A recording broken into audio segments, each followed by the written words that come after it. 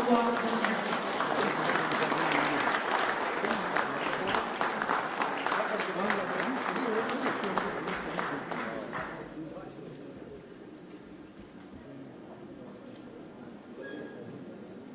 Please be seated.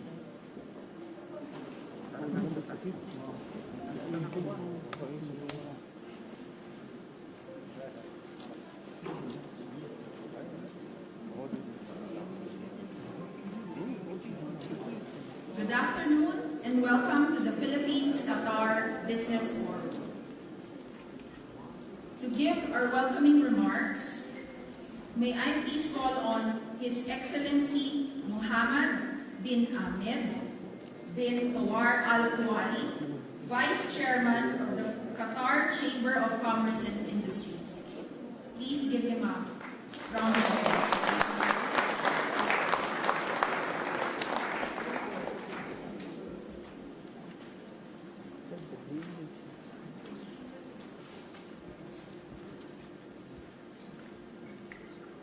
Good afternoon, everybody. His Excellency Doha Qatar, President of the Philippines, distinguished delegation, good afternoon. Give us a great honor to extend a very warm welcome to His Excellency, President of the Philippines, and the combined delegation to the state of Qatar, wishing your esteemed visit and further promote bilateral relations at all aspects of cooperation. Your Excellency, Qatar and Philippines are very friendly countries. Since establishing diplomatic relations in 1981, they have excelled significant effort to keep their bilateral relations developed, the exchange of mutual visit of high-level seniors, signed number of MOUs and agreement to cement their economic and trade ties to higher level. Relations between Qatar and Philippines are characterized by closer views of many international issues and are going to the right direction toward higher trade at all levels in common interest to serve the people of the two countries. The trade value is still below expectations. It reached last year only Qatari riyal 218 million. Philippines is the 26th trade partner of Qatar. Over 200 Philippine companies are operating in Qatar, and many take the opportunity to invite you to increase your businesses in Qatar and build joint venture with Qatari businessmen. Around 200,000 Filipinos live in Qatar and work as engineers, health worker, travel industry, and domestic helper. As of year 2017, Filipinos are estimated to be fourth largest group of foreign workers in Qatar, which is the third largest destination of overseas Filipino workers in the Middle East, and also fourth largest destination. رابع أكبر واحدة في العالم. Last year, in the Labor Day, في يوم العمال the Filipino community was granted the prize of the best foreign community working in Qatar of their contribution. بسبب مساهمتها. Your Excellency, Qatar pays attention to Asia as vital and important party in promoting regional and global economy, as well as an important destination for investment. There is keen and interest from Qataris to discover a new destination of investment. Qatari businessmen are known to be more liquid and aggressive in investing overseas in these days. Qatar Chamber urged both countries' businessmen to enhance cooperation across all economic sectors. The gateway is open for Filipino companies to extend presence in Qatari market. In conclusion, I'm confident this meeting will be a new phase of bilateral economic and trade cooperation, and I'm sure we will see more mutual visits between both countries' businessmen, which will help establish space for more strong friendship. Finally, I would like to أخيرا أود أن أقدم شكري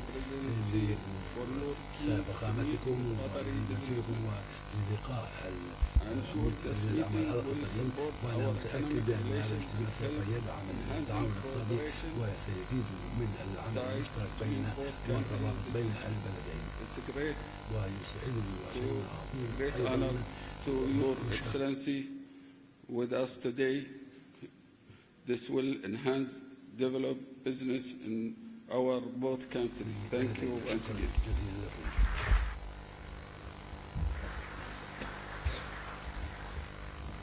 Thank you, His Excellency. Now, I would like to call on Philippine Trade and Industry Secretary Ramon M. Lopez.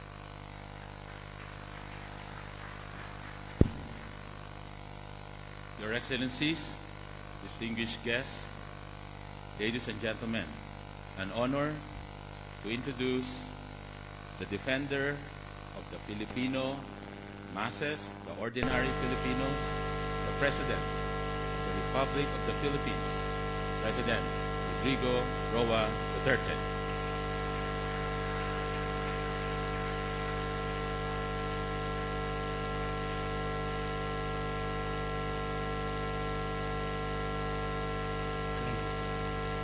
Thank you. I have a speech prepared by my staff. It's about 4 pages. But, you know, there are so many issues about my country that you may want to know. The situation in the Philippines is not different from your situation 100 years ago. You know, the reason why there is a ruckus, there is a rebellion fighting in the South is because of colonialism. In 1521, when Magellan, the Portuguese, was financed by King Philip of Spain to go to the Far East to conquer lands. And what is really very funny to us and insulting is that even in our history books, there is a statement there or a question which says, who discovered the Philippines? In grade 4, it is written in our books that it was Magellan. You know, even before Magellan was born, the Philippines was already there. It was a part of the Sri Visayas Empire of the Malay race, majority of whom, or almost all, were Muslims. And so Magellan entered into the central Visayas area. Is the islands in between Luzon and Mindanao. And they conquered. And they bludgeoned the Philippines into submission. They brought along, I do not have anything about religion. I do not have an issue about Christianity, Islam, or whatever, Jew. But this is the historical fact. they forced upon my own people because they had the cannons, and for the first time, the natives there, my forefathers, heard the gunpowder explosion. And so it was easy for them to conquer the Visayas up to Luzon, because at that time, it was only Mindanao who was active. And I said, we were part of the Sri Visayas Empire. But because of sheer force of arms, they had the rifles, they call it the muskets, and they had everything, explosions. And so we were forced to kneel down on our knees.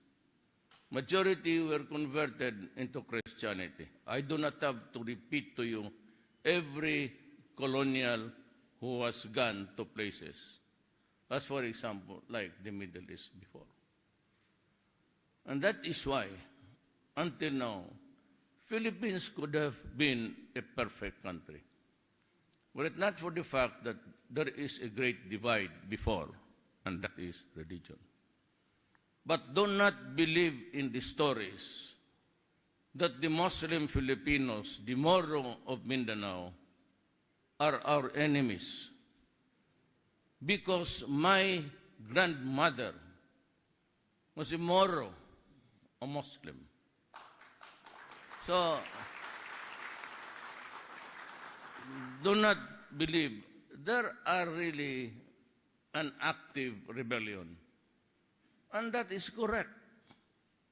There is what you would call the rising nationalism of the original people, tribes of Mindanao, who were already 100 years before Magellan, were already Muslims, Islam. And so when they went there to further conquer the islands, they met a vicious resistance, a violent one. And so massacre after massacre after massacre. And in 1520, the Treaty of Paris, the Spaniards lost to the Americans.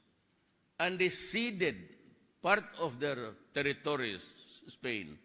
They gave it up to the Americans, like the Marianas Island, Guam. So they have Filipino names, actually they are Spanish names.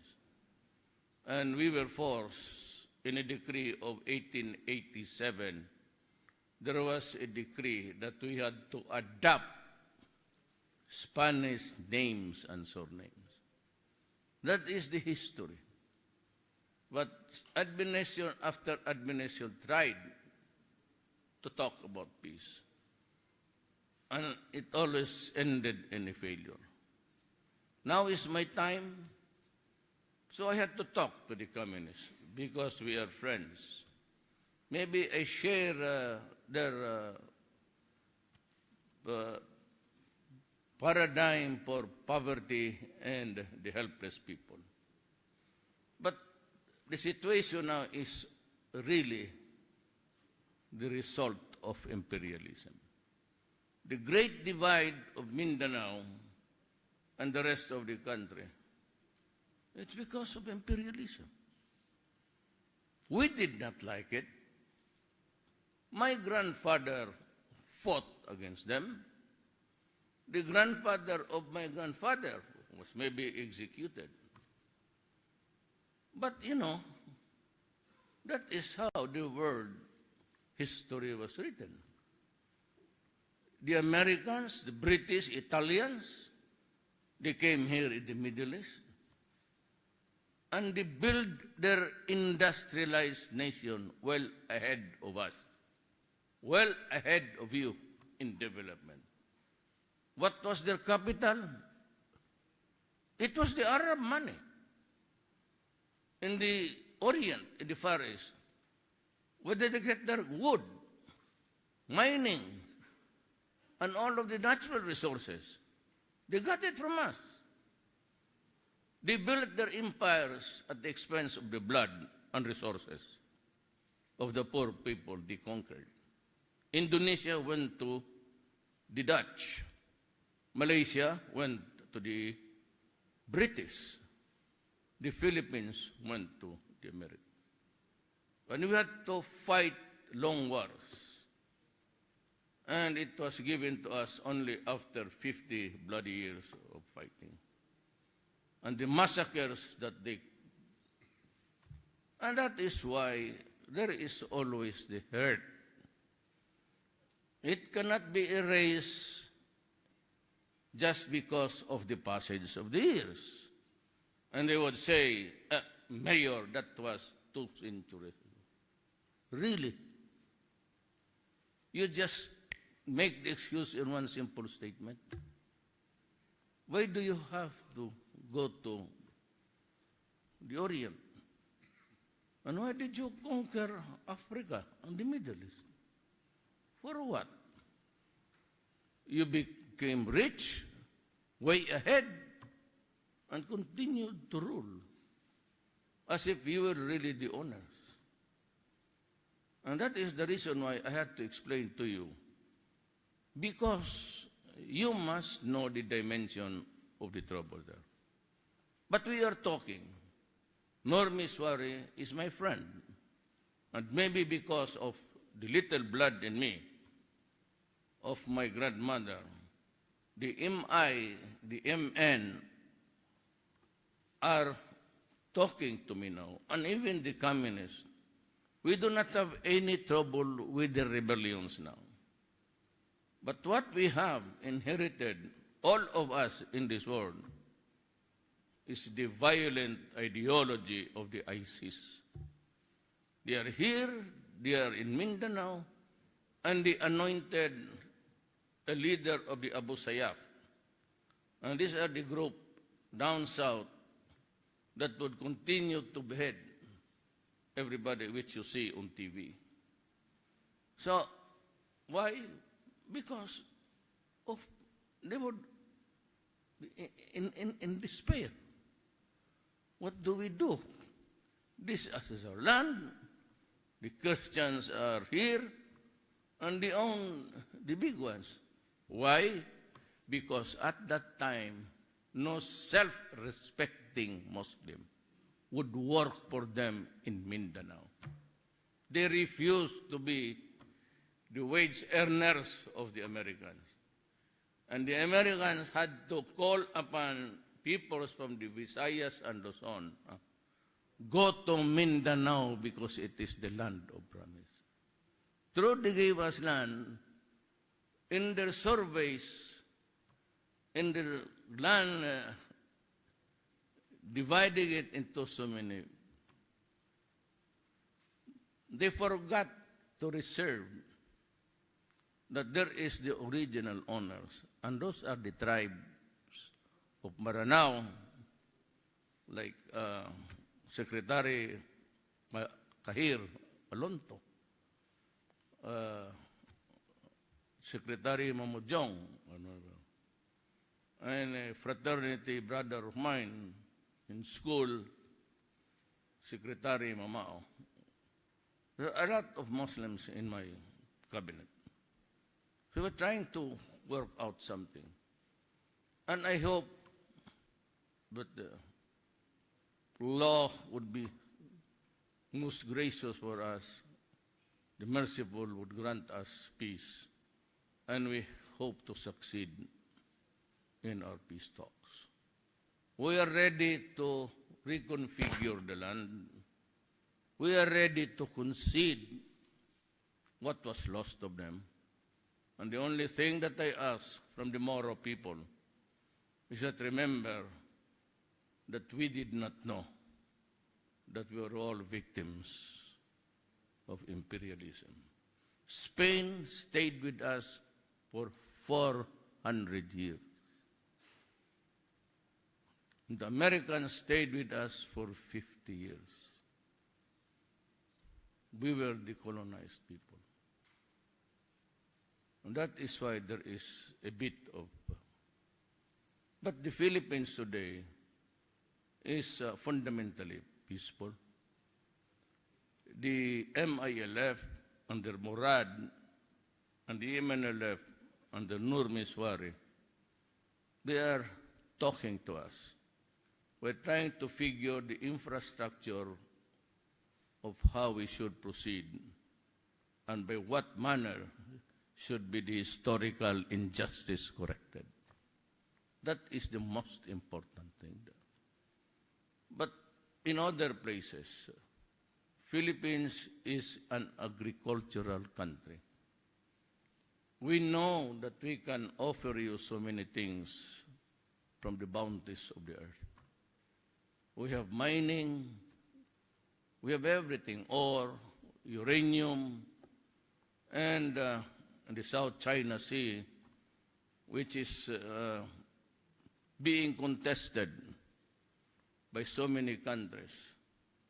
But with the movement of people there occupying the lands, I ordered my military to occupy the remaining 10 islands who are not inhabited, place our flag there, put some structures, and I said last week, I claim these islands as property of the Philippines.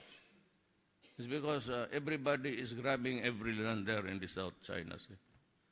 So if we do not act fast, we will end up with nothing. And so on the right side, there is the Benham Rice, and it was claimed after an American who discovered the place. Nobody discovers the sea. Everybody has seen the sea. And you start claiming that you are crazy. So I renamed it the Philippine Ridge. And I announced to all, including to America, that this is ours. Do not come here.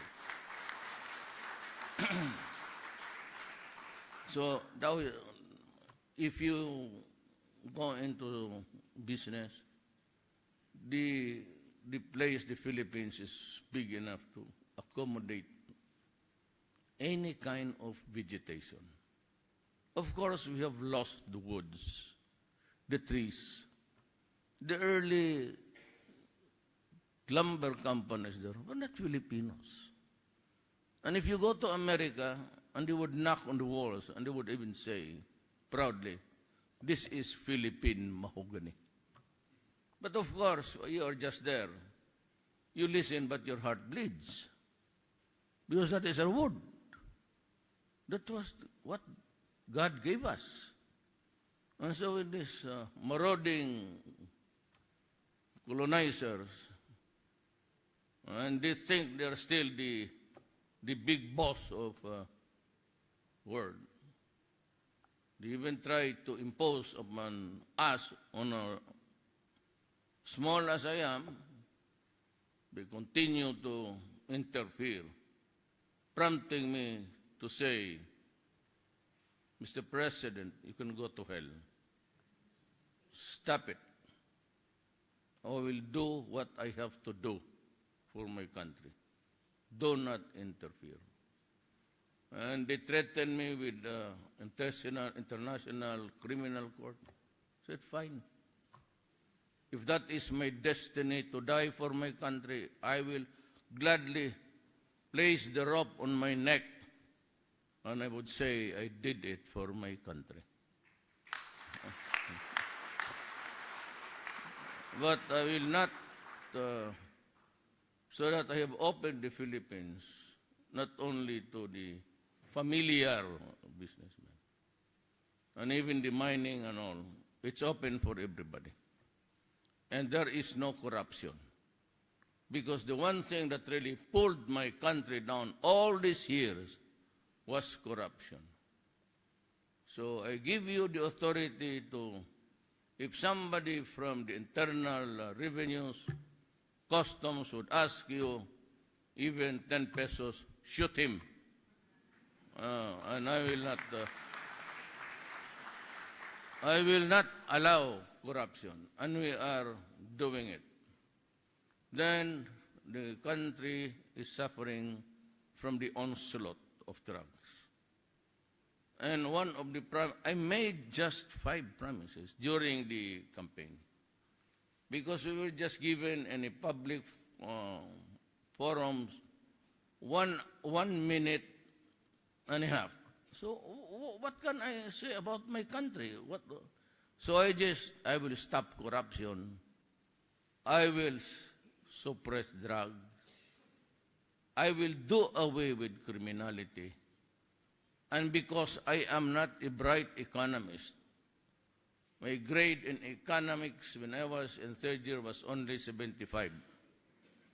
So there are so many bright people around. Of course, I have Secretary Tugadi, the Minister of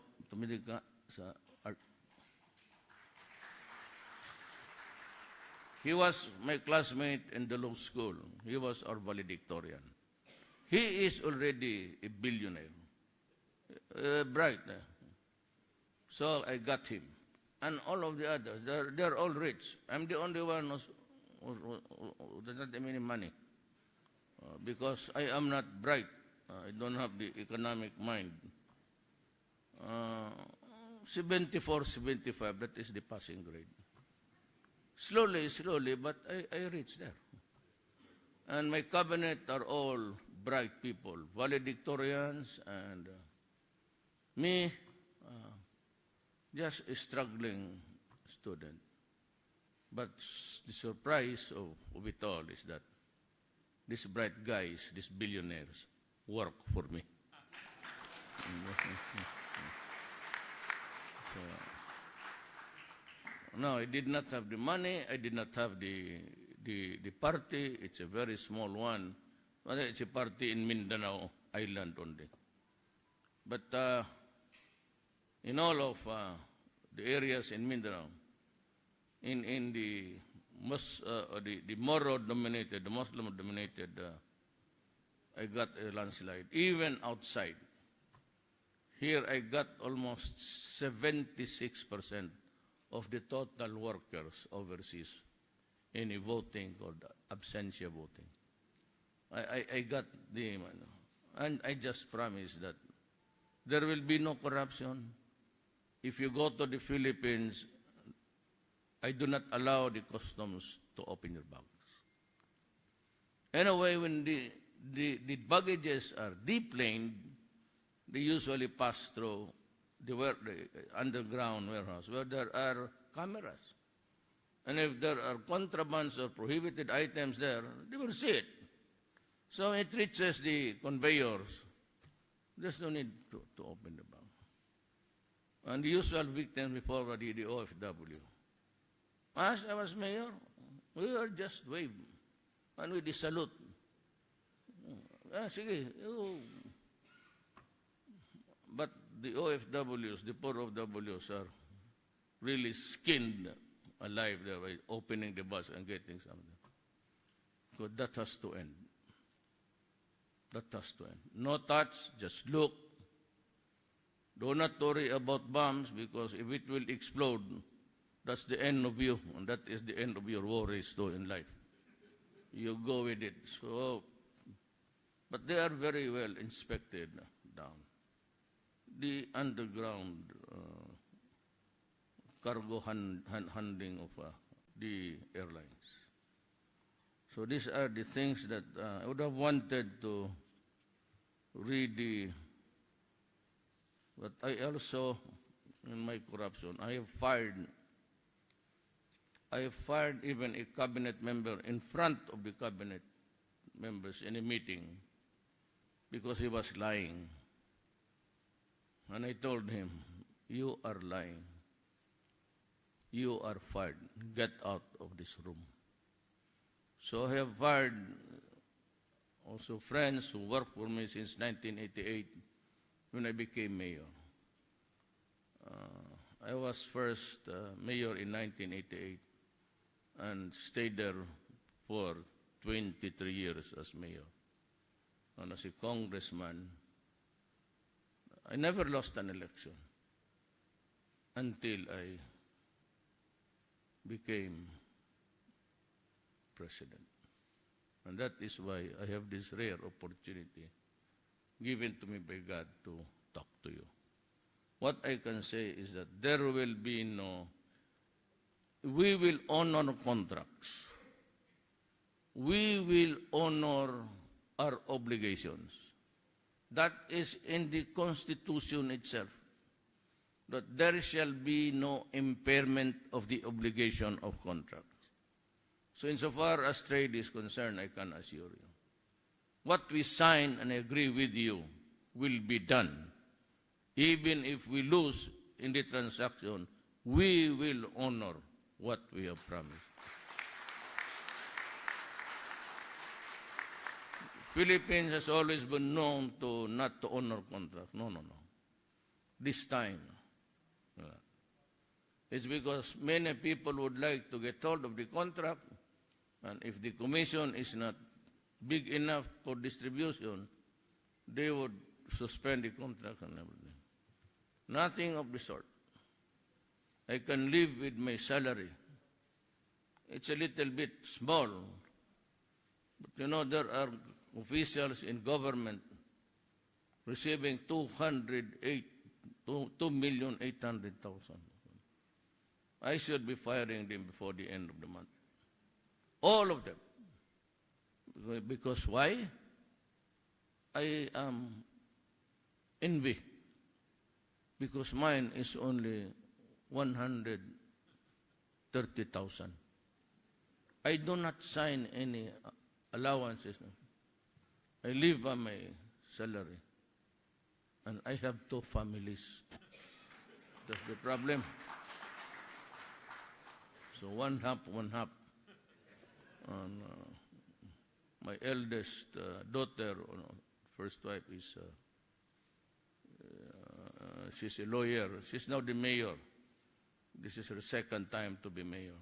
Had she not consented to run in this election as mayor, I would not have filed my certificate of candidacy as president, because I hated, leaving Davao, because it's so good now that it might return back. But I'm very lucky that I have this bond of honor with my Muslim brothers. They respect my ancestry so that I can talk to them. I can even invite them to join my cabinet. So these are the things that I guarantee to you. Everything will be all right. Everything will be followed. There will be no harassments. There will be no asking of money. It will be a truly honest-to-goodness transaction. And if you do not believe me, your ambassador, Alan Timbayan, he was my roommate. He's a Tauso. He's a Muslim. We stayed in one room. We never argued even half a minute. Roommates, and we love each other. So we love you. Why? I'll tell you. Because it is of our national interest that the Gulf states, who has provided employment and thereby contributed to the gross national product of my country, and you also help educate our people, the young Filipino, who do not have the means to finance their school. Their mothers and fathers are here working. And they send the money to the Philippines.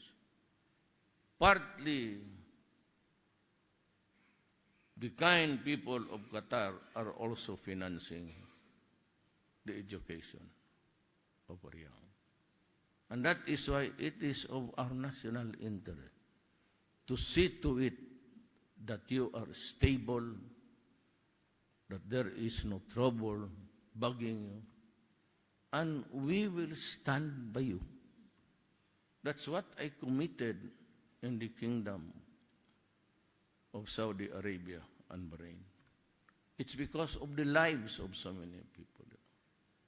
And I said, I'm even willing, if you are in trouble, if you are short with manpower, I have a very disciplined military. And I can send them here. You will not have any trouble with them. They're law-abiding, well-disciplined, and they can stay here. Just to send them to the borders. But I would like to ask you to just feed them, because we don't have the money to spend for the food. But give them shelters, and they will fight for you. I said, we will stand by you. If there is a need, we'll do it. I do not need the permission of America and NATO now. I am independent of them. And I will only protect where our interest lies. There are millions of Filipinos here. You can be sure that if you need us, we will come here. Do not worry about discipline. I said, my army is just like any other army.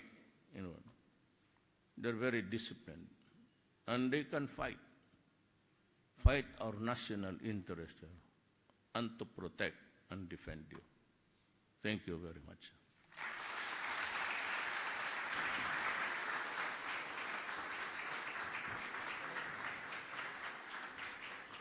Thank you, Mr. President. Now we will proceed with the photo opportunity. May I call on the Philippine Business Delegation to come in front, please, and then may we request the President together with His Excellency and Secretary Lopez. Philippine Business Delegation first, please.